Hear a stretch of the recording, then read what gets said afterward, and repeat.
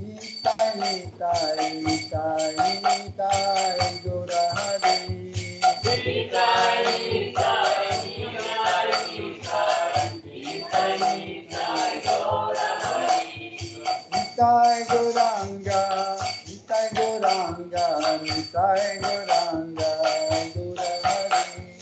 Nitai Gauranga, Nitai Gauranga, Nitai Gauranga, Gaura Hari.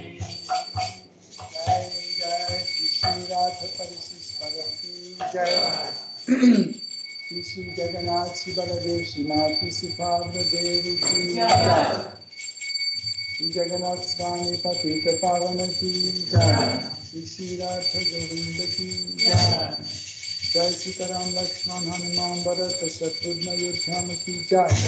Tulsi Maharani Bhakti Devi ki Jai. Shri Nita Sakhi Sita Advaita Chandra Garadhara Shilasadi Gaura Bhakta Vrinda ki Jai.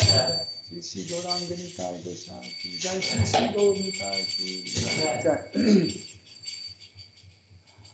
Tulsi Maharani Bhakti Devi ki Jai. Lakshmi Nrsimha Prahlad Sisi Bhaktan ki Jai. Saraswati Devi ki Jai. Shri Guru Parampara ki Jai. Shri Prabhupada Patita Pavana ki Jai. Tout gloire de vos assemblées. Ça c'est un vrai poutre. Il a sauvé la vie de son père. Jaya Radha Madhava Kunja Bihari.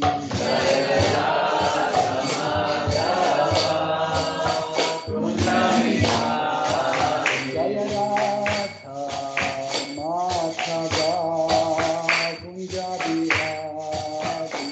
Jaya Radha Madhava Kunja Bihari. Gopi Jana Valabha Girivaradhari. Jaya Gopi Jana Valabha Girivaradhari. Gopi Jana Valabha Girivaradhari. Jaya Gopi Jana Valabha Girivaradhari. Yashodanandana Vraja Jana Ranjana. Yashodanandana Vraja Jana Ranjana. Yashodanandana Vraja Jana Ranjana. Yashodanandana Vraja Jana Ranjana.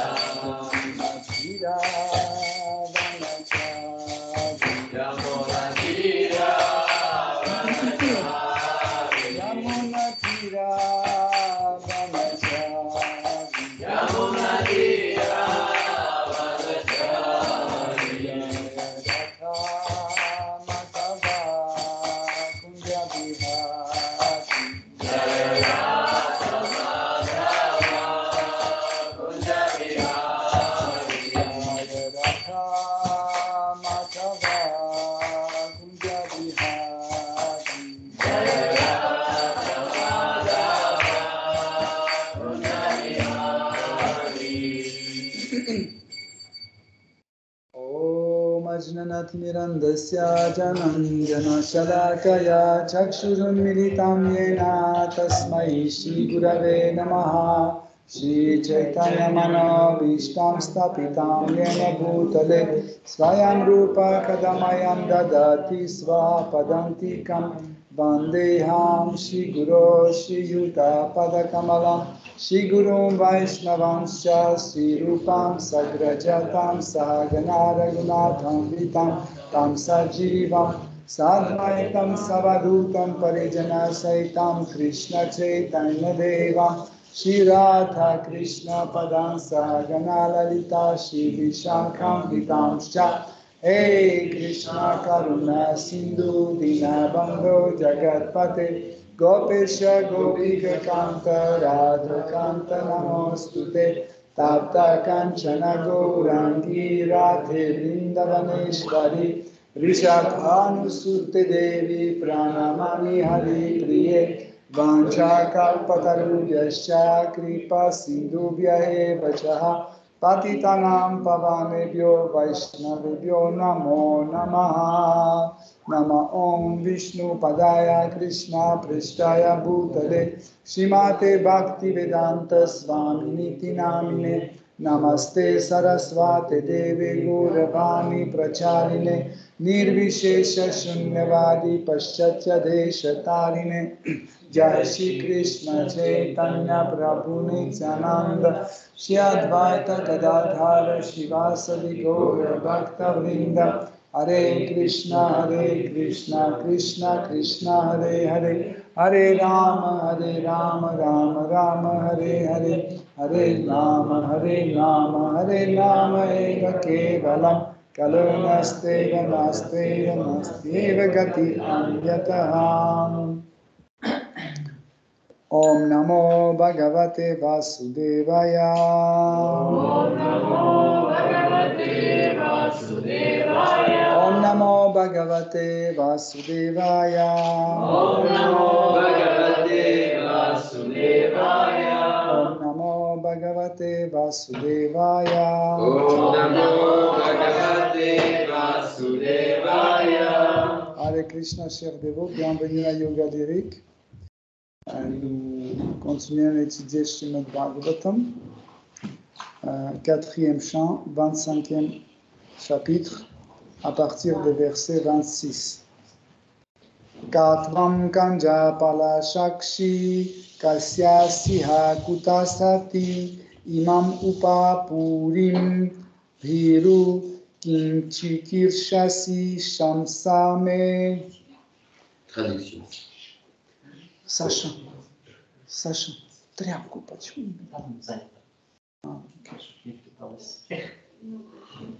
Traduction. Verset 26. Ô belle jeune fille aux yeux pareils au lotus, veuille me dire d'où tu viens, qui tu es et de qui tu es la fille. Tu sembles très chaste et pudique. Pourquoi es-tu venue ici? Qu'essayes-tu de faire? Veuille, je te prie, satisfaire ma curiosité. Teneur est porté par sa divine grâce Bhaktivedanta Swami Prabhupada. Atato Brahma Jignasa, tel est le premier aphorisme du Vedanta Sutra. Parvenu à la condition humaine, l'être doit se poser de nombreuses questions et faire preuve d'intelligence. Au sein des espèces vivantes inférieures à l'homme, l'intelligence ne va pas au-delà des besoins requis pour survivre, c'est-à-dire manger, dormir, avoir des rapports sexuels et se défendre. Les chiens, les chats et les tigres sont sans cesse occupés à chercher quelque chose à se mettre sous la dent ou un endroit pour dormir. Ils doivent également se défendre et essayer de s'accoupler. Toutefois, lorsqu'il parvient à la forme humaine, l'être devrait avoir assez d'intelligence pour s'interroger sur sa véritable identité, ainsi que sur la raison de sa venue en ce monde, sur son devoir, sur l'identité du Maître suprême, sur ce qui différencie l'être vivant de la matière inerte, etc. Les questions sont assurément nombreuses, et l'homme faisant preuve d'intelligence véritable s'interrogera simplement sur la source supérieure de toute chose. Atato Brahma Jignasa. Tout être vivant possède une certaine forme d'intelligence, mais l'homme, lui, doit s'interroger sur son identité spirituelle. Telle est la véritable intelligence humaine. Il est dit de celui qui a seulement conscience de son corps qu'il ne vaut guère mieux qu'un animal, même s'il a revêtu une forme humaine. Dans la Bhagavad Gita 15, Shri Krishna enseigne Sarva Sachaham Hridisannivishto Matasmritir Jnanam Apohanam Cha. Je me tiens dans le cœur de chaque être, et de moi viennent le souvenir, le savoir et l'oubli. Lorsqu'il revêt une forme d'animal, l'être distinct oublie complètement le lien qui l'unit à Dieu. Voilà ce qu'on entend par apohanam, l'oubli. Cependant, lorsqu'il obtient une forme humaine, sa conscience est beaucoup plus développée, ce qui le rend apte à comprendre sa relation avec Dieu. L'homme doit donc utiliser son intelligence en posant toutes ces questions, tout comme Puranjana, qui symbolise l'être vivant, demanda à la jeune inconnue son origine, la nature de ses activités, la raison de sa présence en ces lieux, etc. Ces questions relèvent de l'Atma Tattva, de la réalisation de soi. Disons pour conclure que celui qui ne s'enquiert pas de ce qui touche à la réalisation de son moi spirituel ne vaut guère mieux qu'un animal. Le verset suivant. Verset 27. Ô toi dont les yeux ressemblent aux pétales de lotus, qui sont donc ces 11 puissants gardes du corps qui t'entourent de leur protection? Et qui sont ces 10 autres serviteurs particuliers? Qui sont ces femmes accompagnant les 10 serviteurs? Et quel est ce serpent qui te précède? Verset 28.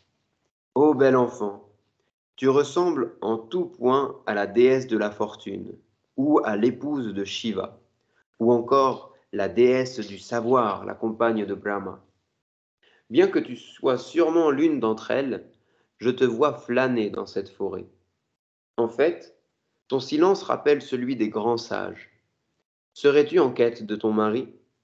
Quel qu'il soit, il jouira de tous les bienfaits matériels par le seul fait de te voir si fidèle. Oui, tu dois être la déesse de la fortune, mais je ne vois pas la fleur de lotus dans ta main. Où l'as-tu donc jetée? Verset 29. Ô toi si fortuné, il semble que tu ne sois pas l'une des femmes dont j'ai fait mention, car je peux voir tes pieds toucher le sol. Toutefois, si tu es une femme de cette planète, alors tu peux embellir cette ville en y demeurant avec moi. De même que la déesse de la fortune, accompagnée de Vishnu, rehausse la beauté des planètes Vaikunta. Sache que je suis, sur cette planète, un grand héros et très puissant monarque. Verset 30. Aujourd'hui, tes regards ont sans aucun doute troublé profondément mon cœur. Ton sourire, à la fois très réservé et lascif, éveille en moi le très puissant Cupidon. Ô toi si belle, veuille donc m'accorder ta grâce. Verset 31. Que ton visage est ravissant, avec tes yeux limpides sous l'arc de tes sourcils et tes cheveux d'un noir bleuté.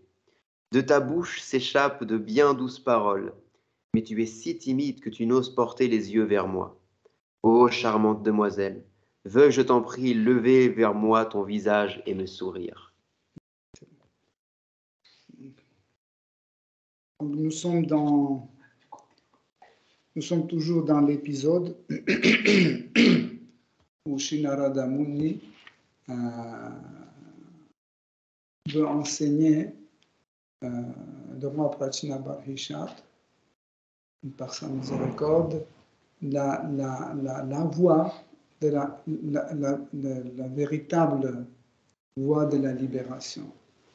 Donc, nous avons par plusieurs reprises parlé de la libération et nous avons dit que la libération sous-entend être libéré de la souffrance de ce monde matériel. Et donc, il y a plusieurs types il y a plusieurs types de concepts de vie ou de religion. Donc, c'est karma, jnana, yoga et bhakti. Et chaque de ces méthodes nous offre un certain type de la libération. Par exemple, l'homme souffre parce qu'il est malade, donc quand il est guéri, il n'est plus malade, donc il est considéré comme s'il est libéré de souffrance. Mais la méthode, par exemple, je mange mal, okay? Donc on me dit tu dois prendre les médicaments et tu seras guéri. Donc je prends les médicaments, je suis guéri, mais je retombe malade. Pourquoi? Parce que je n'ai rien changé en moi. Hein? Donc je n'ai pas changé la cause. La cause reste toujours la même.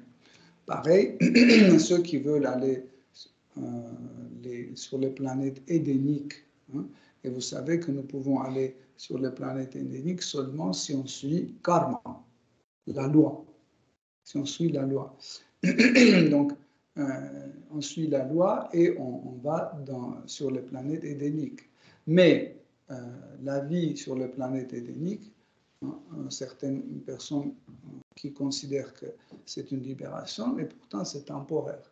Quand c'est temporaire, on ne pouvons pas considérer comme une libération définitive. Okay? Donc, les gyanis, ils nous proposent une autre voie, la voie de se séparer de désir. Donc, en fait, pour ne pas souffrir, il faut arrêter de désirer. En général, si vous avez remarqué, quand on désire, on souffre. Je veux ceci, je veux cela, je ne reçois pas, ou même quand je reçois, je continue à souffrir parce que, en fait, ce n'était pas ça que je voulais, je veux mais encore mieux, etc. etc.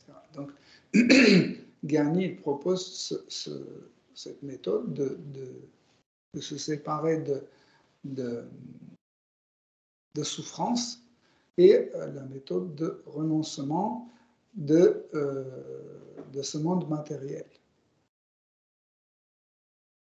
Yogi, il voit autrement la libération. Il voit la libération comme le pouvoir de changer les choses. Par exemple, j'ai ma tête qui me fait mal, je fais un pranayama et je suis libéré de souffrance. Ou par exemple, je n'ai pas mangé, j'ai faim, je souffre, je fais un asana et hop, ça coupe la faim et je ne souffre plus. Donc par le pouvoir, il se libère de la souffrance. Mais ça aussi, c'est une voie qui n'est pas définitive. Même pour les gyanis impersonnalistes, parce qu'il y a les gyanis impersonnalistes et d'autres types de gyanis aussi, il y a des gyanis impersonnalistes qui disent que voilà, si vous allez dans le Brahman impersonnel, vous serez complètement libéré de souffrance d'une façon définitive. Mais le problème, c'est qu'il y a une partie de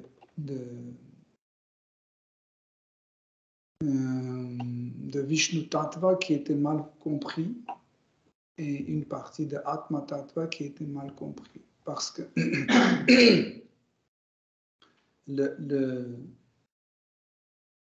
nous avons, chaque être vivant, comme Dieu, la personne suprême, en lui, il a et l'aspect personnel et l'aspect impersonnel. Ne pensez pas que Jiva n'a pas d'aspect personnel. Impersonnel, pardon. Impersonnel. Donc, et nous pouvons automatiquement en fait recevoir ce Brahmananda ou le grand félicité de Brahman impersonnel quand nous avons réalisé en fait notre identité, la réalisation de soi. Okay? Donc,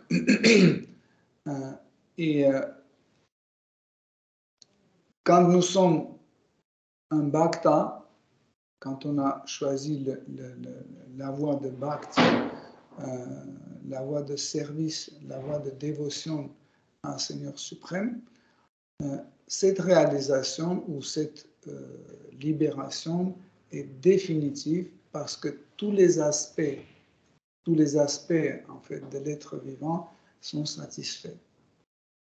Par exemple, quand on est karmi, quand on est gyani, quand on est yogi, on a toujours des aspects qui ne sont pas satisfaits. Par exemple, quand on est karmi, jnana, yoga et bhakti n'est pas satisfait. Jnana ne satisfait ni karma, bon, karma peut-être un peu, mais pas tout à fait. Yoga aussi un peu, mais pas tout à fait, etc., etc.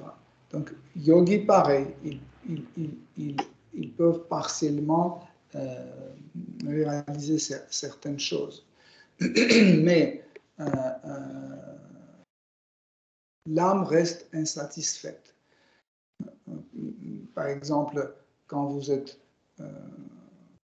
vous avez soif, ok, et vous souffrez de soif, et à un moment vous rencontrez quelqu'un que vous n'avez pas vu très longtemps, ça vous fait plaisir, vous commencez à lui parler, etc., etc. Temporairement, vous oubliez votre soif, temporairement. Mais en restant avec cette personne, en s'habituant, cette soif revient.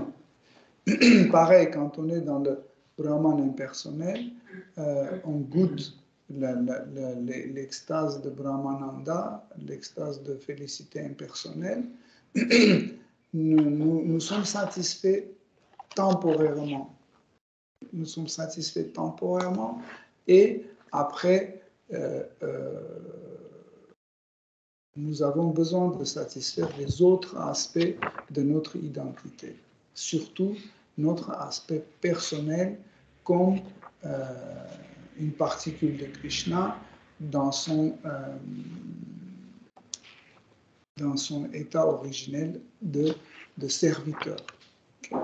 Donc, Narada Muni a dit à roi Prachinabarhishat que tu as choisi une voie qui va t'amener, qui va te donner juste temporairement,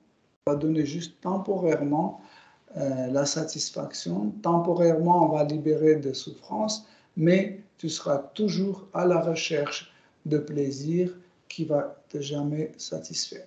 Aujourd'hui, nous avons tellement de types de pratiques dans la vie, les gens pratiquent, je ne sais pas, les fausses pistes comme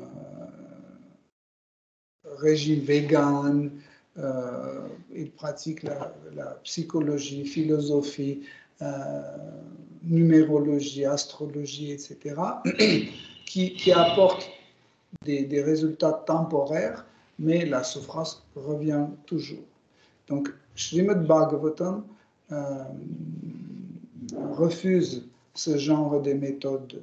Et, pourquoi? Parce que si Srimad Bhagavatam accepte ce genre de pratique comme une méthode de la libération, donc Srimad Bhagavatam arrêtera d'être un ouvrage spirituel. Okay? Donc, pour que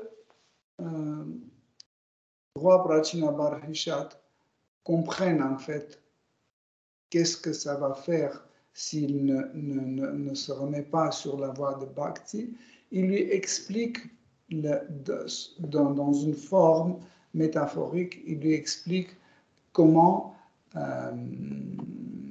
l'être vivant vit dans cette vie et qu'est-ce qui se passe avec lui, ou le mécanisme de gratification des sens. Comme par exemple, vous avez acheté la voiture, vous avez fait l'école de conduite, vous conduisez, mais vous ne connaissez pas qu'est-ce qu'il y a à l'intérieur de la voiture. Un jour, quand vous ouvrez le capot, il y a plein de trucs dedans. Il y a des tuyaux, il y a des trucs, des machins, etc. Vous ne comprenez pas qu'est-ce que c'est, à quoi ça sert. C'est ces trucs-là, qui est quoi et comment. Et justement, ici, Narada Muni ouvre l'intérieur d'un être vivant, son activité, son lien avec le monde matériel, le lien des objets des sens et des sens, et il amène à une conclusion où après, roi Prachinabarhishat comprend en fait son identité, son être, et il change sa pratique. Donc, ce qui est intéressant, c'est que, comme vous vous souvenez, nous avons dit qu'il commence cette histoire de roi Puranjana. Puranjana, c'est celui qui est né dans le corps, ou c'est un équivalent de mot jiva, qui n'était pas satisfait par les plaisirs qu'il avait. et il cherchait du plaisir. Ce qui est intéressant, tout ce que nous avons dit tout à l'heure, c'est que même si on a tout type de plaisir, nous cherchons toujours encore le plaisir. Par exemple, tout le monde vient à Paris, de New York, de Japon, etc. Tout le monde vient à Paris pour voir Paris. Nous, on habite Paris et nous, on va à New York. Si c'est le Paris qui est bien, pourquoi nous partons ailleurs? C'est parce que nos sens ne peuvent pas être satisfaits tant qu'ils ne reçoivent leur nourriture spirituelle. Qu'est-ce que c'est pour une âme, nourriture spirituelle? C'est écouter les divertissements de Krishna, écouter les qualités de Krishna, la description de sa forme, de sa demeure, de ses noms, etc., etc. Ça, c'est la nourriture, véritable nourriture. Et cette nourriture, en fait, satisfait un être vivant et n'a pas besoin d'aller ailleurs. Récemment, il y avait le jour d'apparition, de disparition de Gaura Kishore Das Babaji, et tout de suite, il m'est venu à l'esprit comme il ne voulait aller nulle part. Il était complètement satisfait là où il était. Et pourquoi? Parce qu'il avait Krishna avec lui. Quand on a Krishna avec nous, on n'a pas besoin d'aller ailleurs. En réalité, quand on parcourt ce monde, on est à la recherche de Krishna. Mais on ne sait pas que Krishna n'est pas à New York ou à Sydney ou à Amsterdam. Krishna est là dans notre cœur. Nous oublions ça et on cherche ailleurs. Voyez? C'est comme, imaginez que vous avez les lunettes sur votre nez et vous les cherchez partout. Les lunettes sont là. Et roi Puranjana, il suivait d'un pays à l'autre pour trouver en fait ce qui lui convient, et il est tombé sur une ville, comme on a étudié la dernière fois, sur une ville, Bhogavati. Donc Narada Muni a pris ce nom pour cette ville, Bhogavati. Bhoga, ça veut dire c'est ce qui fait plaisir. Bhoga. Par exemple, une banane, c'est Bhoga. Une femme, c'est Bhoga. Je ne sais pas. Hein? Un homme, c'est Bhoga. Un chien, c'est Bhoga. Les fleurs, c'est Bhoga. Vati, ça veut dire le couler ou quand l'eau fait Le flux. Quand l'eau vient comme ça. Le flux. Le flux. Oui. Flot de quelque chose. Plaisir. Voilà, flot de plaisir. Voilà. Et sur le planète édénique, il y a une ville qui s'appelle comme ça, et Narada Muni le prend comme un nom pour expliquer en fait qu'est-ce que c'est. Après, quand il va finir raconter cette métaphore, après, chez le Prabhupada, Narada Muni explique en fait l'essence de toutes ces choses. Donc, sachez que tout ce qu'on va maintenant expliquer sera expliqué encore une fois par Narada Muni. C'est pour ça que j'ai essayé d'avancer un peu plus rapidement plusieurs versets, parce que de toute façon, après Narada Muni va commenter tous les détails un par un. Donc, mais je préfère vous introduire dedans, comme ça vous allez comprendre. Donc, la ville avec 9 entrées, 9 portails, la ville c'est notre corps. Et les portails, c'est en fait c'est des choses, en fait c'est des endroits qui nous permettent d'entrer et permettent de sortir. Donc, par exemple, il y a des choses qui entrent par les yeux et nous pensons que, ok, mais c'est quoi qui sort par les yeux? C'est le regard. Le regard, c'est quelque chose qui sort par ces 2 portes. Donc, le goût aussi, le goût, la langue aussi. Donc, il y a ça, le goût que nous sentons. Donc c'est quelque chose qui entre, mais en fait, après, c'est quoi qui sort, en fait? C'est le désir de manger qui sort, le désir de goûter. Okay? Parole, c'est pas le goût. Parce qu'en fait, la langue est classée dans deux types, dans les Gyanendriya et Karmendriya, dans les sens d'information et le sens d'action. Quand on regarde la langue comme sens d'information, c'est celui qui sent le goût. Quand on prend parmi les 5 sens d'action, c'est la parole. Okay? Donc, il est considéré dans les deux. Donc, comme ça, en fait, ces entrées et sorties, en fait, font plaisir ou gratifient nos sens. Okay? Donc, en fait, tous ces entrées, sorties, c'est le principe de plaisir. Donc, ensuite, roi Puranjana, il a vu une jolie femme qui était dans cette ville.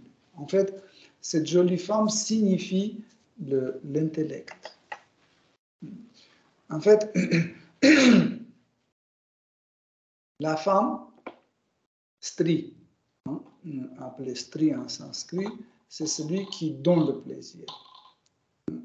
Et l'homme est appelé Purusha parce qu'il est celui qui reçoit le plaisir. Donc, pourquoi l'intellect est celui qui donne le plaisir? En réalité, sachez que le plaisir, il se trouve dans notre intellect. Par exemple, quand vous mangez quelque chose, okay, et ça vous fait plaisir, pourquoi? Parce que c'est dans l'intellect, c'est enregistré, c'est plaisant. Par exemple, aujourd'hui, si vous prenez de la viande, vous allez tout de suite cracher. Pourquoi? Parce que maintenant, la viande est enregistrée sur un autre code de dégoût. Vous voyez? C'est comme ça que ça se passe. En fait, en réalité, rien n'est ni plaisant, ni déplaisant, ni agréable, ni désagréable. Tout dépend comment c'est enregistré dans notre intellect. Okay? Donc, si la chose est enregistrée comme telle ou telle, donc ça vous fait plaisir ou ça vous dégoûte. Okay? Tout dépend comment c'est enregistré dans notre intellect. Nous pensons que le plaisir se trouve dans notre sens même. Par exemple, nous pensons que le plaisir se trouve sur la langue. Non. Mental. Hein? Au niveau mental. Non, dans l'intellect. Dans l'intellect. En fait, le mental, des fois, joue le rôle d'intellect. Pourquoi? Parce que temporairement, il prend certaines informations qui est dans l'intellect, temporairement, et après, il le remet là-bas. Parce que si vous prenez beaucoup de choses, le mental sera surchargé, il ne peut plus fonctionner. Okay? Donc, par exemple, vous réfléchissez comment vous allez cuisiner un chou-fleur, okay? Le mental prend certains éléments de notre intellect, où il y a un enregistrement chou-fleur, le four, etc., etc. Il reprend tout ça, okay? Il utilise ça pour ses logiques, pour ses raisonnements, etc. Et après, il le remet.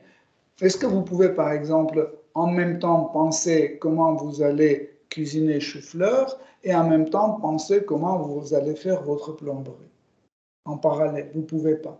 Pourquoi? Parce que pour le mental puisse traiter une information comme ça, il faut qu'il ait de la place pour prendre l'information, pour manipuler. Mais il ne peut pas prendre toute l'information qui est dans l'intellect. Comme imaginez que vous avez un couteau dans votre main et une carotte et vous êtes en train de la couper et vos mains sont occupées. Si je vous donne encore une pomme de terre en disant il faut la râper, vous ne pouvez pas parce que vos mains sont occupées. C'est pareil, le mental, il est comme ça. Donc, vous devez reposer la carotte et le couteau et prendre la pomme de terre et la râpe pour la râper. Et sinon, vous ne pouvez pas tenir les deux. Okay.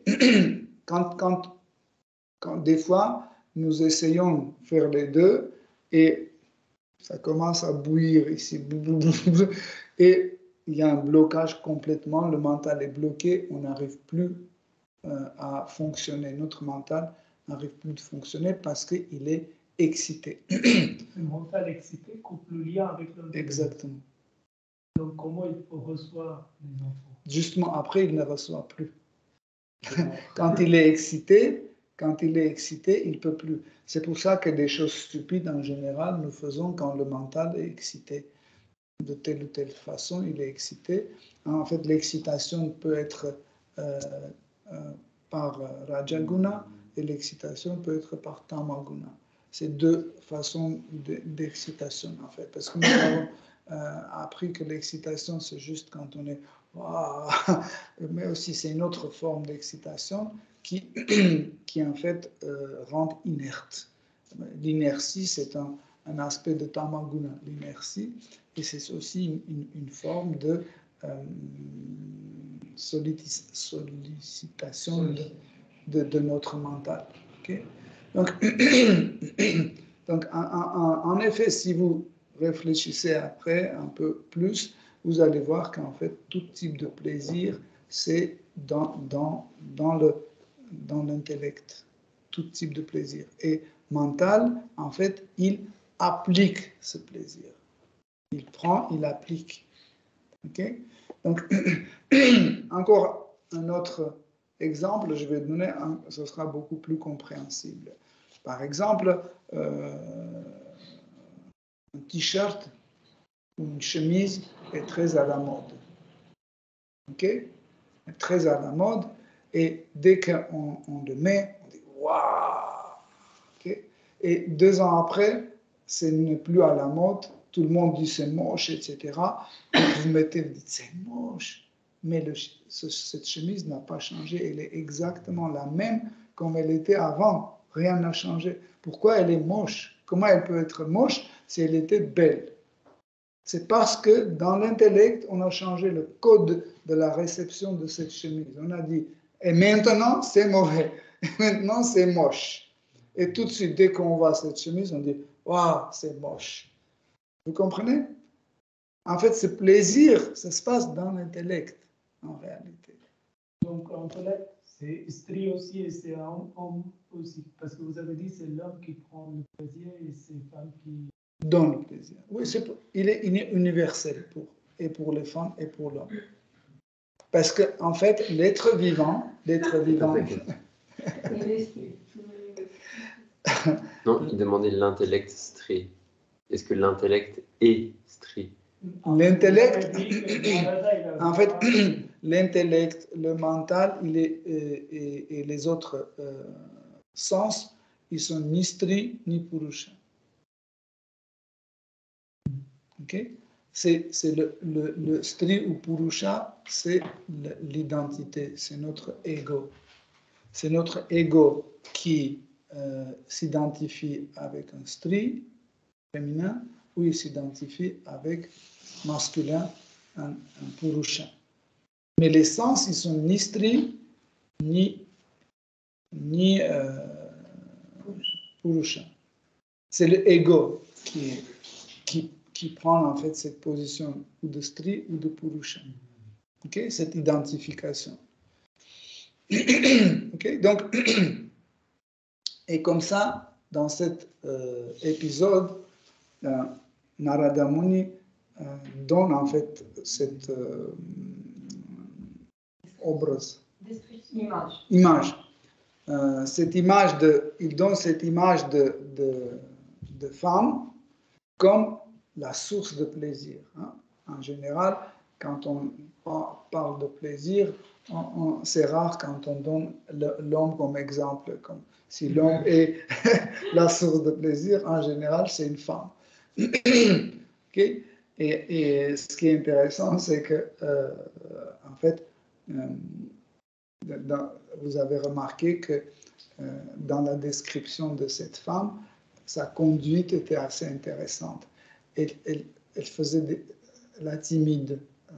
Et en fait, les femmes vraiment, entre guillemets, qualifiées dans la séduction, elles savent les points faibles de l'homme. Et par exemple, certaines femmes pensent que plus ton comportement est libertin, etc., plus tu mets des jupes courtes, etc., l'homme sera plus séduit. Non, le contraire. Quand la femme tout ferme, elle dit « Oh non, oh Prabhu, oh », Prabhu dit « Waouh, c'est ce que j'ai cherché toute ma vie. Waouh, elle est timide, waouh ». Et justement ici, en fait, cette femme que Roi Puranjana voit, son comportement est comme ça.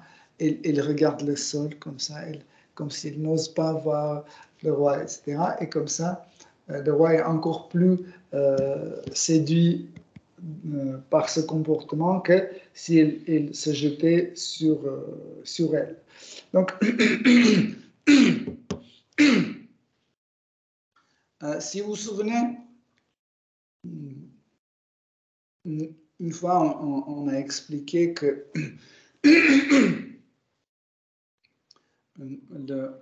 notre fausse identité, notre faux ego, se reflète dans notre intellect. En fait, c'est l'intellect qui garde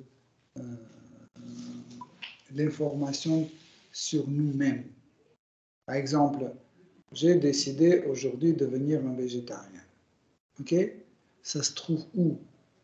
Ça va tout de suite se classer dans l'intellect. Ou je suis sans domicile fixe. Okay? Comment je peux me sentir sans domicile fixe? Il faut que chaque instant, quelqu'un me rappelle que tu es sans domicile fixe. Vous comprenez? C'est qui va me rappeler? C'est l'intellect. Oui? Parce que chaque fois, par exemple, je dois sortir ici et je dois aller chez moi. Okay? Quand je me prépare pour sortir, pour aller à droite ou à gauche, je dois interroger mon intellect. L'intellect a dit, tu dois aller à droite pour aller chez toi. Mais imaginez, je me prépare, j'ouvre la porte et je dis, je vais où, à droite ou à gauche? Il a dit, tu n'as ni la droite ni la gauche. Tu es sans domicile fixe. Il me rappelle. Comme ça, je dis, ah oui, je suis sans domicile fixe. Qu'est-ce que ça veut dire, je suis sans domicile fixe? C'est mon faux ego. Parce que l'âme ne peut pas être sans domicile fixe. L'âme, c'est l'âme. Mais le faux ego, justement, c'est ça. Maintenant, j'ai cette information. En fait, c'est placé dans mon intellect. Et parce que l'intellect est plus haut, au-dessus de notre mental, chaque fois qu'un mental doit faire quelque chose, il est contrôlé ou dirigé, canalisé par notre intellect. Okay? L'intellect dit, ou par exemple, je vais manger, je suis invité chez quelqu'un, je mets ma main pour prendre le jambon, et dit stop, stop, stop, tu es végétarien. C'est qui me rappelle? C'est l'intellect qui rappelle. Vous comprenez? Donc, pour cela qu'en fait, notre moi, notre faux ego est reflété dans notre intellect. C'est l'intellect qui garde cette idée de notre qui on est. Vous comprenez? Donc, et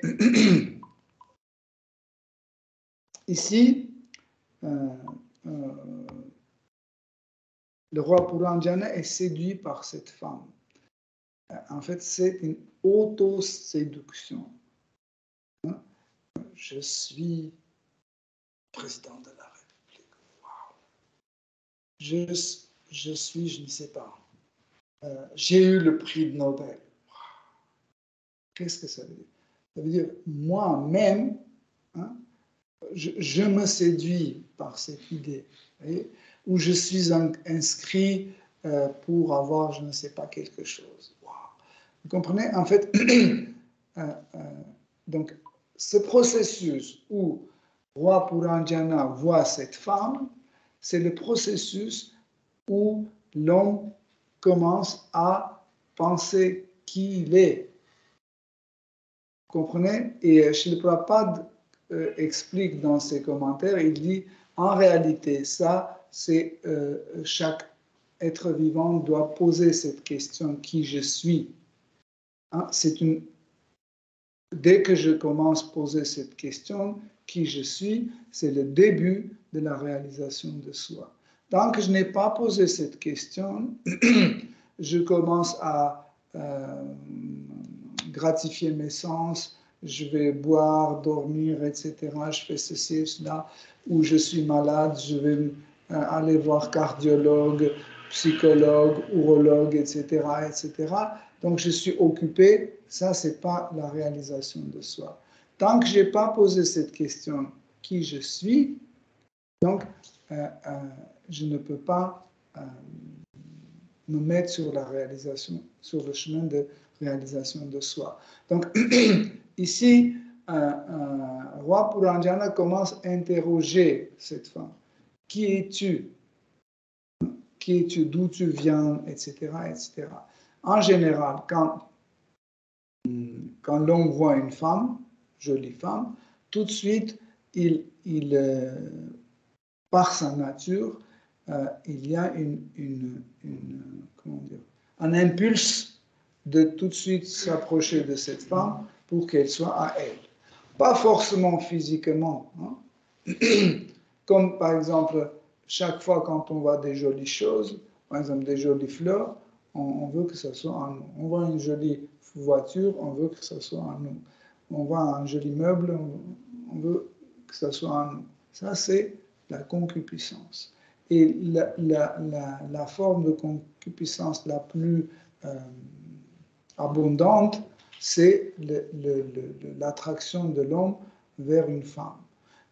Quand l'homme a réalisé qu'il n'est ni homme ni femme, il n'aura jamais cette attraction vers une femme. Ou une femme n'aura jamais cette attraction vers l'homme si elle a réalisé qu'elle n'est ni homme ni femme, il n'est pas ce corps. En fait, si nous avons toujours ces désirs concernant le corps, surtout le désir sexuel, nous devons nous rendre compte qu'en fait, nous n'avons pas réalisé que nous ne sommes pas ce corps. Parce que l'âme fonctionne d'une autre façon. L'âme fonctionne pour faire plaisir à Shri Krishna et pas pour recevoir un plaisir. Vous voyez? Et Roi Puranjana, il compare en fait cette femme avec la femme de Seigneur Shiva, avec l'épouse de Seigneur Vishnu, de Lakshmi. Après il dit oui, mais tu es tellement belle comme Lakshmi, mais où est ton lotus, etc. Donc en fait, il fait des avances. Sachez que nous, en nous-mêmes, nous faisons ces avances souvent. Hein? Nous disons, bien sûr, tu as mérité cette fille. Bien sûr, tu as mérité d'être, je ne sais pas, président du temple. Tu as mérité d'être glorifié. Regarde, personne ne te glorifie, mais tu as mérité parce que, regarde, c'est vrai que tu n'as pas de fleur de lotus, mais tu es presque comme Lakshmi, etc. Oui. En fait,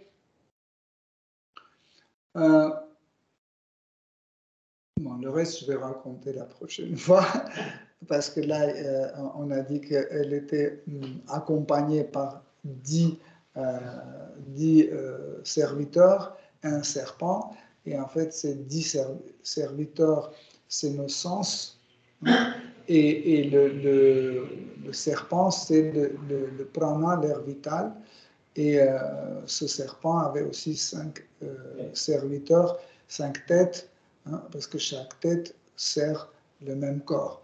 Donc, et c'est 5 types de prana, 5 types d'air qui circulent dans notre corps. Donc, en fait, pour finir pour aujourd'hui, c'est que Narada Muni utilise une méthode extraordinaire. Il donne la connaissance à Puranjana pour le désillusionner, pour qu'il ne fasse pas « Ah oui, ah, wow ». Il dit « Ok, là c'est… » Il regarde une femme, il dit « Ça c'est la terre, l'eau, feu, etc. » Donc vous allez voir comment en fait, au fur et à mesure, il les désillusionne. C'est assez extatique. On verra ça dimanche prochain. Hare Krishna. Si vous avez des questions, des commentaires. Merci. Je reviens sur la même question. Donc, vous avez expliqué, c'est l'intellect qui donne le plaisir, et c'est l'intellect aussi qui prend le plaisir, c'est ça? En fait, celui qui prend le plaisir, c'est le faux ego. C'est le faux ego qui ressent. Parce que les sens même, ils ne sentent rien. Ils sont juste transporteurs. Celui qui revit les émotions, c'est l'ego. Parce que le sens, j'ai pensé, c'est connecté avec le mental, mais aussi faux ego. En fait, l'être vivant est composé de corps grossier, corps subtil et la conscience. Et tout cela est animé, en fait, par la volonté, par le désir de l'âme. Un corps grossier est composé de 5 éléments grossiers, la terre, l'eau, feu, etc., etc. Y compris, il y a le prana qui circule, okay, par les nadis. Ensuite, il y a le mental, corps subtil, qui est composé de mental, l'intellect et le faux ego.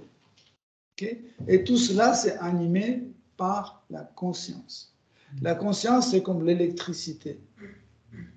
Par exemple, si tu n'as pas d'électricité, même si ton ordi est en bon état, etc., il ne va pas fonctionner tant qu'il n'y a pas d'électricité. Donc la conscience, en fait, c'est énergie qui anime tout notre être. Okay? Mais la conscience est fournie par l'âme. Parce qu'il faut que conscience prenne la forme qui correspond au désir de l'âme. Tant que la conscience n'est pas personnalisée, elle ne peut pas animer le corps. Par exemple, ici, autour de nous, il y a beaucoup de conscience libre, la conscience universelle, mais tu ne peux pas l'utiliser parce qu'il faut que cette conscience soit personnalisée, adaptée à tes désirs. Si tu peux le faire, tu peux utiliser cette conscience. Mais tu as juste une petite partie que l'âme a traitée et a donnée pour avoir ce corps. Okay? Vous voyez la nuance? Okay? Mais celui qui est triste ou heureux ou en jouissance, etc., c'est l'âme en réalité, l'âme, le vrai ou le faux ego. Parce que, en fait, le faux ego ne peut pas fonctionner sans vrai ego. C'est le même. Sauf que, imaginez que vous regardez le monde à travers des lunettes bleues. Qui regarde le monde? Moi. Avec les lunettes, c'est moi. Sans lunettes, c'est toujours moi. Sauf que quand je mets les lunettes bleues, le monde est bleu. Ça, c'est le faux ego. Mais c'est le même élément. Le vrai ego et le faux ego, c'est le même. Sauf que le faux ego a mis les lunettes bleues. En fait, ces lunettes, c'est les 3 gunas qui déforment en fait ma vision. Okay? Je vois tout déformé parce que les gunas m'affectent. Si les gunas ne m'affectent pas, avec des lunettes, sans lunettes, je vais voir toujours la même chose. Okay?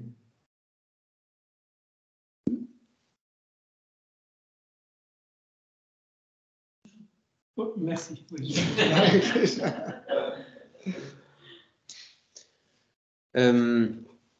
J'avais une question. J'avais lu un passage dans le Bhagavatam. Je me rappelle, j'ai plus la référence. Ça devait être un des descendants peut-être de Bharat Maharaj. C'était un yogi qui était très avancé et il a été un jour, en fait, il y a une femme très belle qui est allée le rencontrer. Et quand il se réveille de sa méditation, c'est expliqué qu'il était tellement avancé, il avait tellement avancé sur le chemin du yoga qu'il ne faisait plus la distinction entre un homme et une femme. Enfin, pour lui, ça n'avait plus aucun sens. Et je crois qu'il commence la discussion en demandant à la femme très jolie, en disant mon cher Prabhu, qu'est-ce que tu as mis sur ton torse? Qu'est-ce que c'est que ces fruits que tu as cachés sous ton vêtement? Et en fait, comment est-ce que le processus du yoga, en l'occurrence, il devait suivre la voie de l'Ashtanga Yoga. Elle peut arriver à un point où, en fait, l'intellect est comme entre guillemets réinitialisé parce que la mémoire, c'est une des fonctions de l'intellect. Et là, on voit que cette mémoire, elle était comme en fait brûlée ou dissolue ou je sais pas. Je me souviens de cette histoire, c'est très extatique comme histoire. Je ne sais pas si c'était dans l'ashram de quel Muni. C'était pas Vasishta, c'était un autre. Et en fait, c'était un petit garçon qui était accueilli par ce Muni et qu'il a élevé. Il a élevé et en fait, il a jamais rendu, parce qu'il vivait depuis son c'était un enfant à trouver, je crois, quelque part qu'il a élevé. Et cet enfant, à part son gourou, il a vu personne en fait. Donc, c'est l'histoire de. Je me souviens plus le nom. C'est ça. C'est celui qui a les trucs de reine sur la tête. Comment il s'appelle? C'est pas la même histoire. Mais... Non, c'est pas ça. Et après, en fait, quand cette femme vient, il pense que c'est une femme, mais il a eu aucun désir, aucun. Mais si tu te souviens de la suite quand elle s'est approchée à lui, il a senti quelque chose de très sucré qui commence à circuler dans son sens. Et il ne comprenait pas pourquoi ça se passe. Qu'est-ce qui se passe? Est-ce que je suis malade? Qu'est-ce qui se passe avec moi? Il ne comprenait pas parce qu'il n'avait pas d'informations sur la relation sexuelle, que ça existe, qu'il y a les femmes, hommes, etc. Parce qu'il était coupé de monde. En fait, ce phénomène peut se produire sur différentes versions. Par exemple, nous pouvons recevoir dans cette vie le corps qui est plus ou moins adapté pour la vie spirituelle. En fait, par notre pratique de sadhana bhakti dans notre vie précédente, nous pouvons dans cette vie recevoir un corps qui est beaucoup plus adapté pour la vie spirituelle qu'un autre corps. Qu'est-ce que ça veut dire un corps qui est plus adapté pour la vie spirituelle? Par exemple, ce corps, automatiquement, il n'a pas d'attraction vers femme ou homme. Il n'y a pas d'attraction sexuelle. Ça, c'est vraiment un point gagné déjà. Ces sens sur comment ça se dit, vous savez, quand c'est autogérance, quand tu dois remplir quelque chose jusqu'à 50 millilitres, dès que tu verses plus, ça se ferme. Sature. Pas saturé, c'est des ou par exemple, quand il y a un mécanisme qui chauffe, dès qu'il arrive à 200 degrés, il s'éteint. Il s'arrête. Voilà. Voilà. Donc, en fait, le corps qui est le plus adapté pour la pratique spirituelle, en fait, a ses fonctions par défaut. Dès sa naissance, il a, par exemple, mémoriser ce qui est entendu, hein, ce genre des choses. En fait, nous pouvons avoir ce genre de corps. Par exemple, si je prends moi, dans ma pratique de ma vie précédente, j'ai choisi un corps pour gratifier mes sens, vraiment jusqu'au bout, tu vois. Et quand je suis venu dans la conscience Krishna, j'ai vu qu'en fait, j'ai demandé un corps à l'époque qui ne va pas du tout pour la vie spirituelle. Donc, il me fallait des efforts énormes efforts pour pouvoir, en fait, calmer ce corps, le remettre à sa place, contrôler les sens, etc., etc. Mais il y a des gens qui sont déjà nés, hein, parce qu'ils ont déjà pratiqué dans la vie précédente, où ils étaient ils désiraient d'avoir une pratique spirituelle, etc., qu'ils n'ont pas réussi dans leur vie précédente, et du coup, dans cette vie, il reçoit un corps comme ça, très bien adapté pour la vie spirituelle. Mais aussi nous pouvons éduquer un enfant. Qu'est-ce que ça veut dire l'éducation? C'est former l'intellect, remplir et former l'intellect. Okay? Donc si on peut former l'intellect d'un enfant correctement, il va être comme on veut ou comme il veut. Okay? Donc, pourquoi nous accordons beaucoup de temps, beaucoup d'efforts pour l'éducation? Parce qu'en fait, c'est cette éducation qui forme l'intellect. Quand on dit la conscience de Krishna, qu'est-ce que ça veut dire la conscience de Krishna? C'est que, en fait, l'énergie de conscience prend tout ce qui est enregistré dans notre intellect autour de Krishna et il l'applique. Okay? Par exemple, manger.